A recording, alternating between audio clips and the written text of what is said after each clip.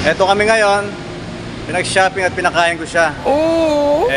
Stress daw siya eh. Bah! Lahat ng yan, deserve niya. Mahalin natin ang mga asawa natin.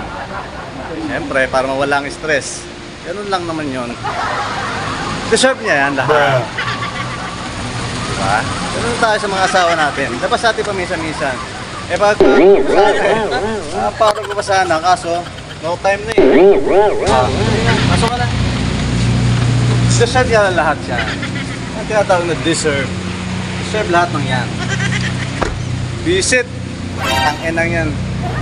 Yayapang yung kumain sa labas, wala na nga kapera-pera. Pa-stress pang nalaman. Pwede naman sa bahay na lang yung magluto ng ulam. Nakakaasar. Pagdating sa bahay niyan, sama pa ang katawan niya, ako pa maghihilog niya. Excuse me? Ayan. What the F? Ganun talaga eh. Ito, lahat ng yan, deserve niya yan. Diba? Mga mahalin natin ang mga asawa natin. Ilabas mo paminsan-minsan. Deserve niya yan eh. Ayan o. Para mawala ang mga stress kahit pa paano. Sa isang araw man lang eh. Matanggal ang stress. Pero sweet na sweet yan. Oh! Sweet daw.